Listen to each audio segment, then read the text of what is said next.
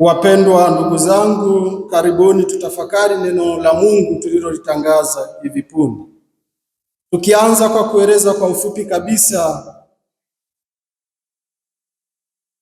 maana ya neno Pentekoste, na kisha tutafanya ufafanuzi wa neno la Mungu katika masomo yetu ya leo.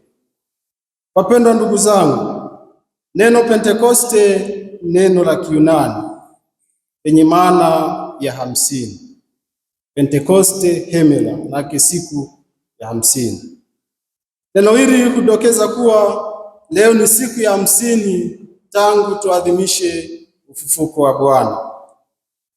Wapendwa, siku hii ya 50 baada ya ufufuko wa Bwana ilianza kuadhimishwa kama sikukuu tangu Agano la Kale na taifa la Israeli wenyewe wakiazimisha siku ya 50 baada ya sherehe ya Pasaka yao ya kukombolewa kutoka utumwani Misri. Katika sikukuu hii Waisraeli walienda kuhiji katika hekalu la Yerusalemu na kumtolea Mwenyezi Mungu sehemu ya mazao yao ya kwanza kama shukurani kwa mavuno mazuri na kuomba baraka kwa msimu ujao, kwani waliamini kuwa mavuno hayo hayajatokana na nguvu zao isipokuwa neema ya Mungu. Matukio haya yalifanya siku hii ijulikane kama sikukuu ya mavuno. Baadaye sikukuu hii ilianza kuhusishwa na tukio la Musa kupokea amri 10 za Mungu mlimani Sinai, wakikumbuka kuzaliwa kwa taifa jipya la Israeli, siku ambapo waliweka agano kati yao na Mungu, na hivyo walianza kuiadhimisha majuma 7 baada ya Pasaka yao ya Kiyahudi, na hivyo kupelekea pia hii sherehe kuitwa sikukuu ya majuma ambayo kwa Kiebrania inaitwa Shavuot. Na katika siku hii watu kutoka sehemu mbalimbali walikwenda hija katika hekalu la Yerusalemu. Hivyo siku Roho Mtakatifu alipowashukia mitume, watu kutoka sehemu mbalimbali walikuwepo kwa wingi mjini Yerusalemu wakitekeleza desturi hii, na ndio walioshuhudia kwa mshangao mkubwa tukio la mitume kushukiwa na Roho Mtakatifu na kunena kwa lugha. Kanisa kwa mara ya kwanza linajipatia wazaliwa wapya wasiopungua 3000 toka sehemu mbalimbali za dunia, na tangu hapo ikawa ni desturi ya kanisa kuiadhimisha sasa sherehe hii ya Pentekoste ikisherehekea mambo yafuatayo. Jambo la kwanza, kujidhihirisha kwa Mungu Roho Mtakatifu. Ni katika siku hii ya Pentekoste nafsi ya tatu ya Mungu, yaani Roho Mtakatifu aliye Mungu halisi sawa na Baba na Mwana, aliweza kujidhihirisha kwa mitume na kanisa pale alipowashukia mitume kwa ishara za ndimi za moto na kuwawezesha kutenda matendo makuu ya Mungu kwa imani na ujasiri mkubwa. Jambo la pili, kuzaliwa kwa kanisa. Kama vile taifa la Israeli lilivyozaliwa upya kwa kitendo cha Musa kupokea amri 10 za Mungu mlimani Sinai na kuanzishwa kwa agano kati yake na Mungu, ndivyo Israeli mpya, yaani kanisa, lilivyozaliwa siku hii ya Pentekoste kupitia Roho Mtakatifu. Na jambo la tatu ni mavuno makubwa ndani ya kanisa. Ni katika siku hii ya Pentekoste ambapo kanisa kwa mara ya kwanza ilijipatia waamini wapya, yaani wabatizwa wasiopungua 3000. Hivyo leo kanisa linakumbuka mavuno hayo ya kwanza, likiwaombea pia Wakristo waliobatizwa siku ya kesha la Pasaka pamoja na sisi Wakristo wengine wote, na kwa namna ya pekee waamini walei. Ndio maana pia sherehe hii hujulikana kama sherehe ya waamini walei. Hawa kwa njia ya ubatizo na kipaimara wamejazwa Roho Mtakatifu na kutuma kumhubiri Kristo kwa maneno na matendo yao, na bila kuwasahau maklero na watu waliowekwa wakfu ambao pia hufanya kazi hiyo kwa kujisadaka. Wapendwa ndugu zangu, tunapotafakari mambo hayo, mama kanisa anatupa mwongozo wa neno la Mungu kama ifuatavyo. Katika somo la kwanza tunaelezwa juu ya tukio la Roho Mtakatifu kuwashukia mitume na matunda yake kwao. Roho Mtakatifu akifunuliwa kwa ishara ya ndimi za moto.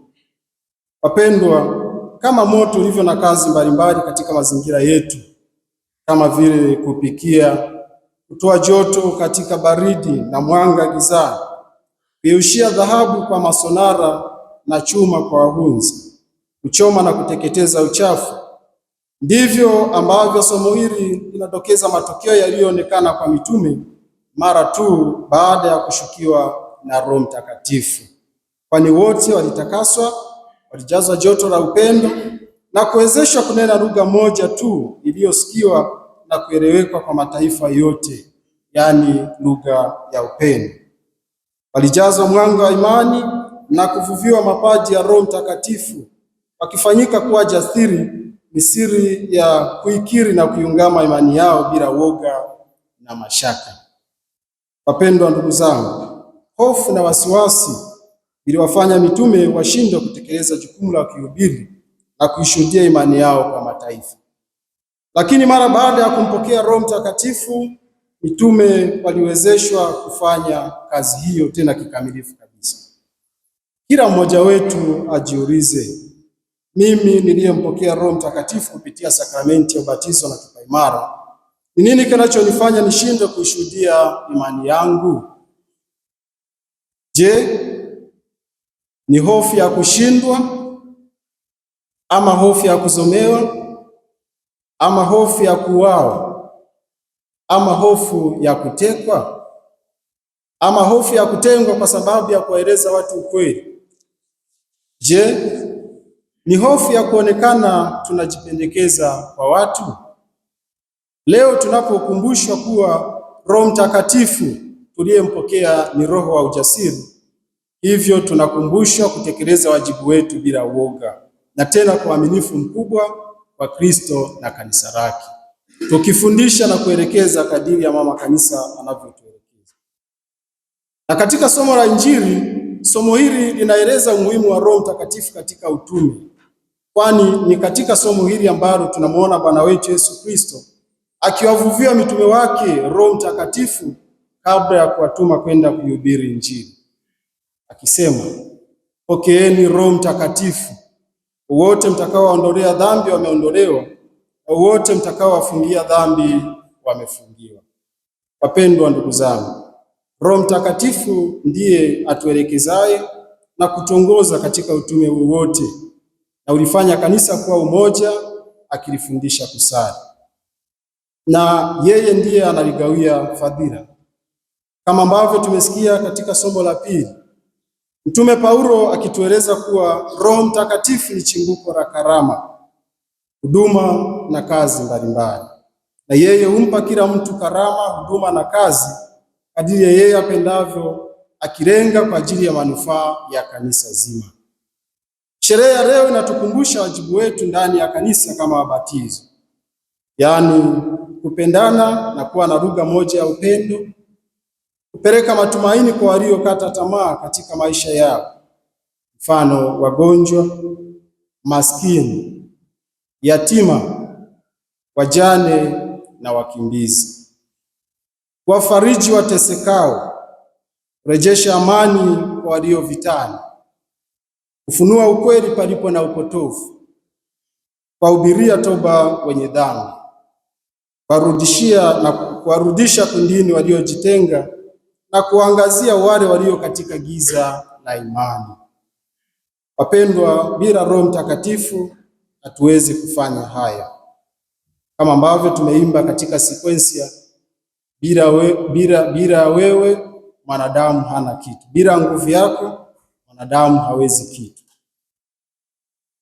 Kumbe haitoshi tu kuwa na imani katika Roho Mtakatifu, bali imani ya kweli lazima iandamane na matendo, tena matendo yaliyo mema. Fahari yetu iwe katika kutumia vipaji vyetu kwa faida ya wote bila majivuno na wivu, tukitambua kuwa Roho Mtakatifu si roho wa ushindani, si roho wa wivu wala majivuno, bali ni roho wa mapendo, yaani roho wa Mungu. Mfano, katika jumuiya yetu, ndugu zangu wapendwa, tumejaliwa karama mbalimbali. Wengine ni waimbaji wazuri, wengine wachezaji wazuri wa mpira, wengine wana karama za uongozi, wengine wana karama za kufundisha, na wengine wana karama mbalimbali kama kushauri. Karama zote hizi, ndugu zangu wapendwa, ndizo zinazoifanya jumuiya yetu kuwa na furaha na amani. Hivyo hatupaswi kuoneana wivu kwa sababu fulani ana karama ambayo mimi sina, lakini sisi pia tulio na hizi karama tunakumbusha kuzitumia kwa manufaa ya jumuiya nzima. Hivyo tunaalikwa kuendelea kumwomba Mwenyezi Mungu atujalie kumpokea kweli Roho huyu na kumshuhudia katika maisha yetu kupitia mito mbalimbali ambayo Mwenyezi Mungu ametuitia. Tumsifu Yesu Kristo. Nawatakieni sherehe njema.